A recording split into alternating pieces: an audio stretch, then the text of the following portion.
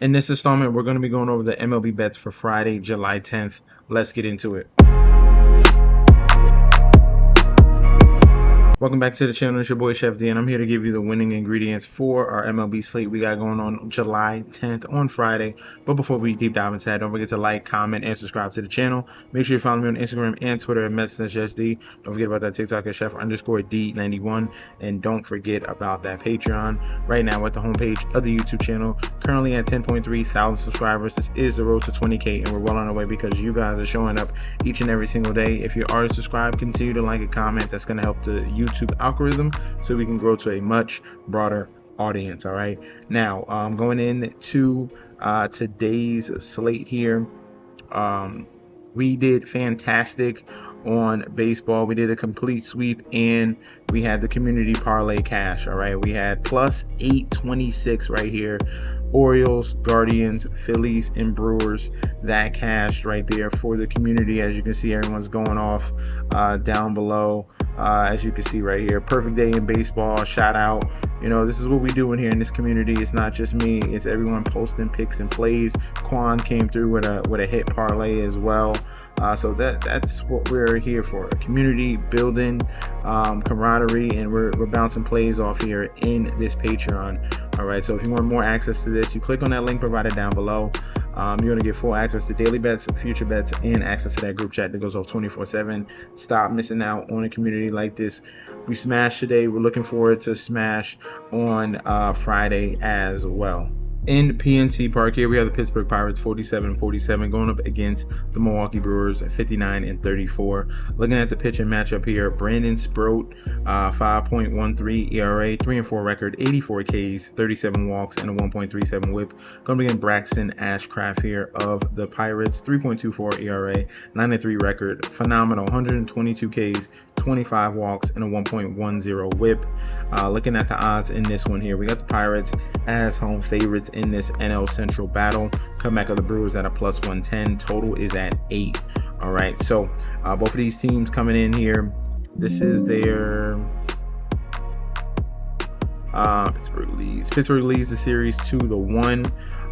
And Pittsburgh's coming in on a 2-game losing streak. All right, Brewers on the other end playing pretty strong, winning 4 out of the last 5, handling the Cardinals as well. So the matchup here with the pitching, it's clearly on one side with the Pirates. Brandon Sproat has been pretty bad ever since he got traded, and he was decent with the Mets, had some bright spots, but literally since he came over, he has struggled mightily with the Milwaukee Brewers here, and on the road, he's giving up too much power here. 2.14 home run per 9. The strikeout rate is really good, 24 and 21 to lefties and righties. That's a positive, but he's walking righties at 10%, walking lefties at 8. The average is low, so it's power, it's walks. He's giving opportunity to teams here to put men on base and possibly score. The xFIP is high for the lefties. It's raised to a 0.425 here. So this should be regression to lefties and progression versus righties. But the weakness is, like I said, is on the side of the Brewers. Ashcraft has been phenomenal this year, 3.19 ERA at home. And looking at his numbers, 29% strikeout rate to lefties, 27 versus righties. He can give up a home run to lefties at a 1.23. Walk rate is low, 271 batting average to lefties. xFIP is sharp. 193 batting average to righties. That's really good there. The whip is below 1 and the xFIP is at 2.45. all right, so this one here, I get it, Milwaukee Brewers are a very reliable team, but this is the central battle here, and so far the Pirates have been able to withstand the Brewers so far this year. All right, so I'll be going with Ashcraft, who I think is one of their young budding stars, the number 2 pitcher here in their rotation, giving the Pirates over the Brewers on the money line, minus 131.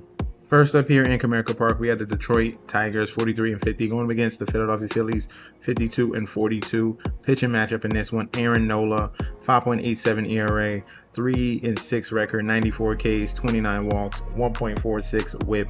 He has really fallen to what he used to be. Same thing with Flaherty. Flaherty has declined from last year. 4.60 ERA, 2-8 record, 92 Ks, 37 walks, went a 1.45 WHIP.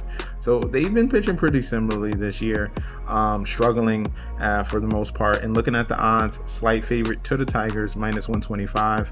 Comeback of the Phillies at a +104. Total is at 9. All right.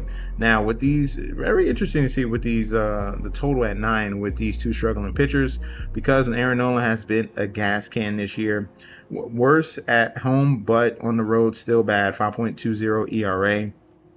If we're looking at his peripherals, he's giving up a lot of power, all right, to righties and lefties. 2.01 to righties, 1.72 to lefties. So look at the Tigers bats on both sides to get and have an opportunity for home runs here. Strikeout numbers are good, 23% versus righties, 20% to lefties. So that's a positive sign for him. But the walk rate versus lefties, 11.2. 11% walk rate. Anything above 10 is horrible. And he's given up, like I said, opportunities for the Tigers to get men on base and get opportunities to hit home runs. And then it really looks bad. You'll be in the bullpen very fast. 289 batting average to righties. There's supposed to be some regression coming into his xFIP, but against lefties, it is true. He is bad against lefties with that 5.15 xFIP. All right. Now, Flaherty, on the other hand, slightly worse at home looking at his ERA, but the average is much different at home. So on the road, his average, he's giving up at 282. At home, it's at a 215. So that's really good there. Looking at his splits, no power. He's giving up at home 0.84 and 0 versus righties and lefties. The strikeout numbers are phenomenal. 34% strikeout rate versus righties, 30% against lefties. So he is a candidate to look at his strikeout numbers. Definitely a prop bet there for Flaherty at home. Walk rate is really bad at 14% versus lefties. That's their opportunity. But like I said, the average, a 200 average versus righties and a 229 average versus lefties. So that's pretty strong. The xFIP isn't too bad as well. It's only raised versus lefties because of that walk percentage. All right. So I think the winner here is Flaherty. Flaherty can get some of these Philly bats in trouble and strike out guys. Nola is giving up too much power to righties and lefties, and I think they can have a spot where they really crank things up in this 81-degree weather game here against the Tigers, or against the Phillies. So giving the Tigers on the money line here. And for secondary play will be Tigers team total over, or you could take Jack Flaherty's strikeout prop over as well. Next up in Nationals Park here, we have Washington Nationals 48-46 going against the New York Yankees 51-42. Probable starters here: Ryan Weathers, lefty, 4.29 ERA, with the 3-7 record, 104 strikeouts, 27 walks, and a 1.25 WHIP here. And going against another lefty in Carson Palmquist. There's a little bit of you'll see in a second, but 7.11 ERA. That's all really from one outing, one loss, 7 Ks, 2 walks, 1.58 WHIP. Looking at the odds for that, Yankees are favorited -165. Comeback of the Nationals at a +138. Total is at 10. All right, so very high total here, and there's a reason why. Looking at, we'll go with Palmquist first. So Palmquist is just a relief starter. All right, he's gonna pitch one inning, and that's it. The main guy for the Nationals is gonna be taking the majority of the innings will be Zach Littell. They did it last week. They're doing it again.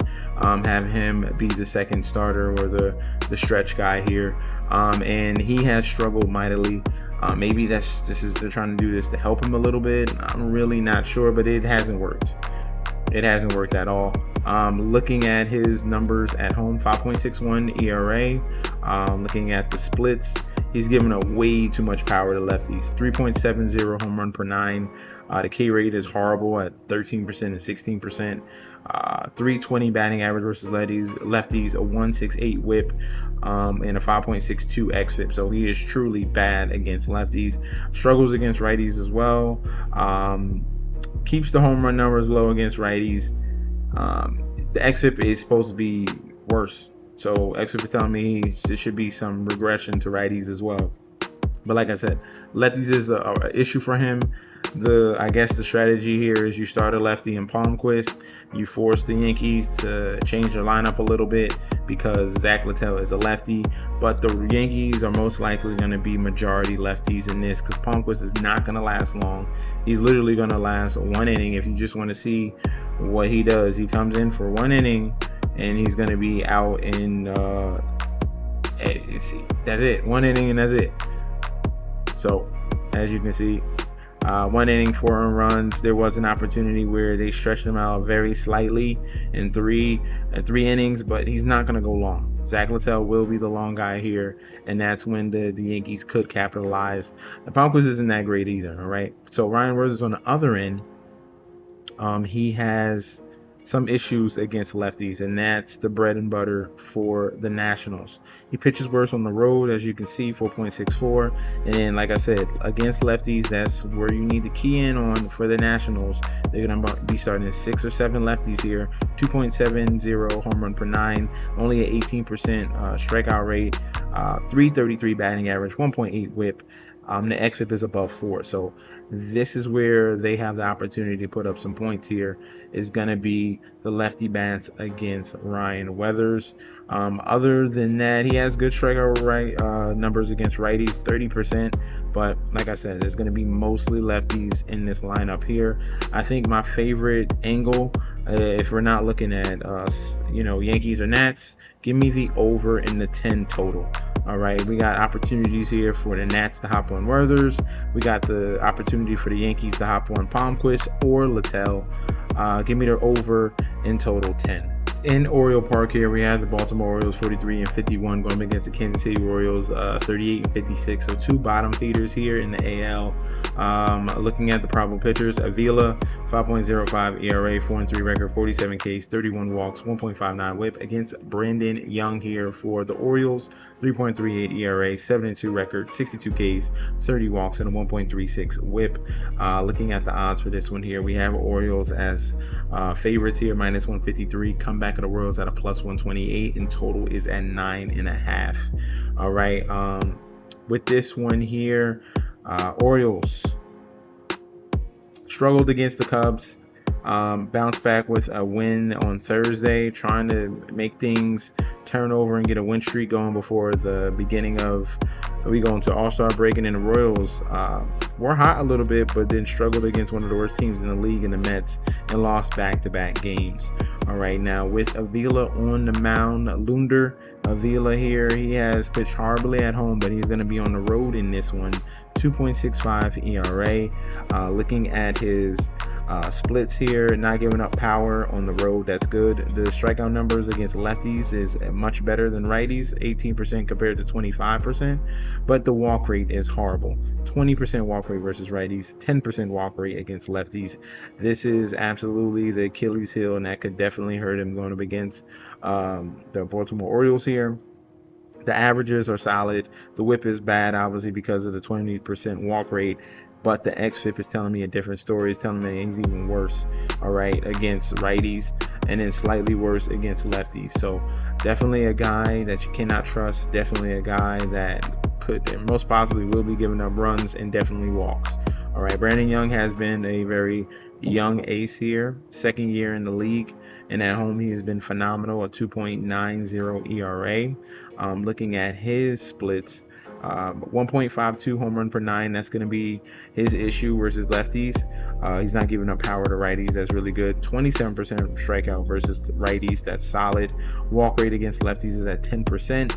The average isn't too bad at 240 and 253 respectively. And then that whip is high because of the walk rate at 10. xFIP is telling me that he's slightly worse against lefties and the righties. There should be a little more regression as well, but the righties are pretty solid. But overall, the worst pitcher here is going to be Avila on that end. I think the Orioles in total have been playing a little bit better baseball. So give me Brandon Young in the Orioles as a slight lean. I'll take them on the money line at minus 153. Secondary play, I would consider a team total over for the Orioles as well. Last but not least, here in Lone Depot Park, we have the Miami Marlins 52-42 going up against the Cleveland Guardians 48-46, and we got a nice matchup here. Parker Messick 2.80 ERA, 7-5 record, 109 Ks, 32 walks, and a 1.08 WHIP. Going up against Sandy Alcantara, 4 ERA, 10-4 record, 92 Ks, 33 walks, and a 1.25 WHIP. Looking at the odds for this one here, this one's pretty tight. This is a pick 'em pretty much. 116 to the Marlins and a minus 104 to the Guardians here. Total is at 7.5. All right, now looking at these two teams, the Marlins are on fire on a very long winning streak here. Guardians have struggled, finally got a win against Minnesota, and now they're going up against the red hot Marlins here. Looking at this pitching matchup here, Parker Messick pitches much better on the road with a 2.45 ERA. Looking at his splits, he does give up some power, 1.4 and 1.15 versus righties and lefties. The strikeout numbers are solid, 27 and 27 versus righties and lefties. So his strikeout props is definitely someone you can look at. His average is super low, under 200 versus righties, 250 versus lefties. The xFIP is solid. I'm content with Parker Messick. I already like him a lot anyway. Sandy Alcantara has the skill, has the ability, and he has the record, 10-4. He pitches much better at home. Obviously, if he was, well, this is a good team now. Marlins are above 10 games above 500, and now he is stepping up and pitching much better, especially at home. Looking at his splits, he's not giving up much power at all. The K rate is something to be desired, but that's not the way his bread is buttered. He's definitely more crafty, gets some ground ball outs as well, and fly balls. So definitely Sandy Alcantara is someone that is formidable here. He's not going to strike him out, but he's going to get outs, period. All right. And solid numbers across the board. Average is low, whip is low. It's telling me the xFIP, there could be some regression in the righties and lefties, but in this matchup here, not picking a side, not picking the Guardians or the Marlins, I think we do get a true pitcher's duel here, and I like the under 7.5 total runs in this particular game here. So that's going to be our breakdown for the slate we got going on Friday. Let me know in that comment section down below if you agree or disagree. We could definitely debate about that one down below in the comment section. Also, don't forget about that Patreon so you don't miss out on the plays, the parlays, and the World Cup plays as well. So lock in, click that link provided down below. You're going to get full access to daily bets, future bets, and access to that group chat that goes on 24/7. This is your boy Chef D. I'll be back very soon, and peace out.